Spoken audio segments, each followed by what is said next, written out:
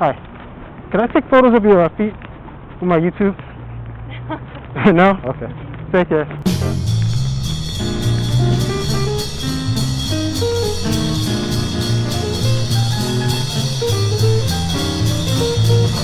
Hello. Hi. Can I take photos of your feet? I'm sorry? Can I take photos of your feet? Oh, my feet? Yeah. No. No? Okay. Bad.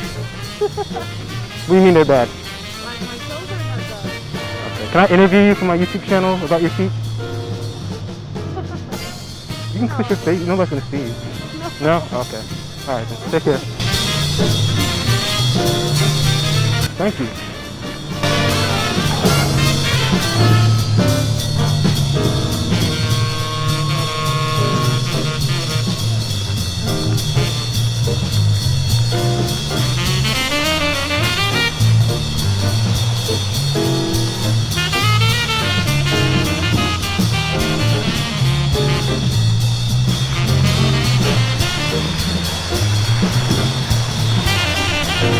How you doing?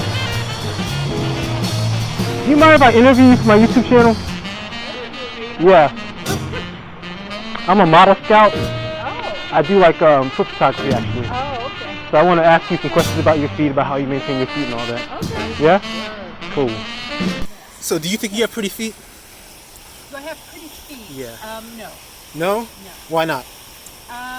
They are long and and the tiny ones have corns on them. No matter how much they just decide to be ugly. Do you maintain them? I try, yeah. You try? How do you maintain them? I have like a little brush that I use in the shower. You know, like them. I don't put I don't sort of do pedicures, but I try to keep them like in good shape. Okay. Yeah. Do you wear sandals a lot? Do you show off your feet? I do. I wear when I'm walking. I wear running shoes, but I usually have just flip-flops. Okay. You know, around the house or close to home. Okay. Do people ever give you compliments about your feet? No. No? Never? No one's ever had anything nice to say about my feet. Okay. Interesting. So, how did you feel when I approached you and asked you to participate? I thought, well, that's kind of weird because no one's ever asked me about my feet before. But there you go. Okay. So, you said weird. Can you expound on that? What feeling is weird? Weird how? Well, Weird not, uncomfortable? Not so uncomfortable. You seem to be like a nice person, but it's usually I think if somebody's going to ask you about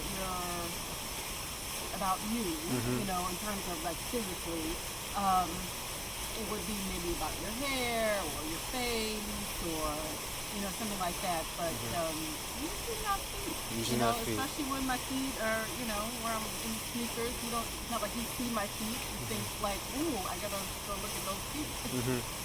Okay, so do you have any suggestions of how I can improve my approach, or did you think my approach was okay? No, it was a good approach. Yeah, otherwise I probably would have I thought that's what's going on, but you're pleasant. You explained what you were asking for, so no.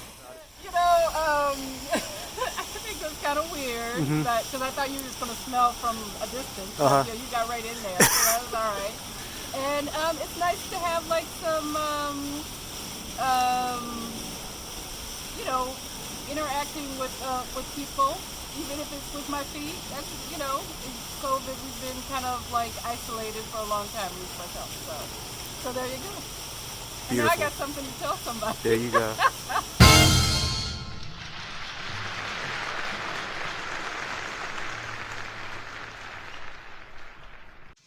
Why is model scouting so difficult? So what we're talking about here is getting women who are strangers receptive to the idea of modeling for a complete stranger. Why is it so difficult sometimes? In my experience, it is when a person is acting on emotions that do not fit the facts. So first, let's define the word fact, straight from Black Law's dictionary. A fact is a circumstance, event, or occurrence as it actually takes place or took place. A physical object or appearance as it actually exists or existed. An actual or absolute reality as distinguished from mere supposition or opinion. A truth as distinguished from fiction or error. So when a person acts out of emotion prompted by a circumstance, event, or occurrence that did not actually take place, then that person has acted on an emotion based on a circumstance, event, or occurrence that did not fit an actual or absolute reality. Why is acting on emotions that do not fit the facts non-constructive? When a person acts on emotions that do not fit the facts, they are essentially deceiving themselves, thinking irrationally or unreasonable, and living upon a lie or not living in reality. There is a phrase in Latin, a falsus principiis proficisci, meaning to set forth from false principles. So the logic here is if you undertake on false principles, it is like building a brick on the foundation of quicksand. The undertaking, like the house, is bound to collapse. It is a foregone conclusion, inevitable, axiomatic. Therefore, to act on emotions that do not fit the facts is like building a brick house on quicksand. It is not constructive. This is why in Chapter 3 of this video series, I go over the importance of checking the facts. How is acting on emotions that do not fit the facts done? If one were to talk themselves out of approaching a woman, for example, because they fear rejection, the belief of rejection is not an actual or absolute reality unless evidence can be provided that a rejection took place. Without the evidence, the person ought to act opposite to the fear and establish the fact of whether the rejection is real by approaching, then making the request. What is the non-constructive effect of acting on emotions that do not fit the facts? Wasting time and energy, which is unhealthy to the mind and body. And if you remember from Chapter 5, taking care of your mind by taking care of your body is one of the ways to reduce vulnerability to negative thoughts, emotions, and events. To summarize, that which makes it so difficult to get women who are strangers receptive to the idea of modeling for a complete stranger is when one acts on emotions that do not fit the facts.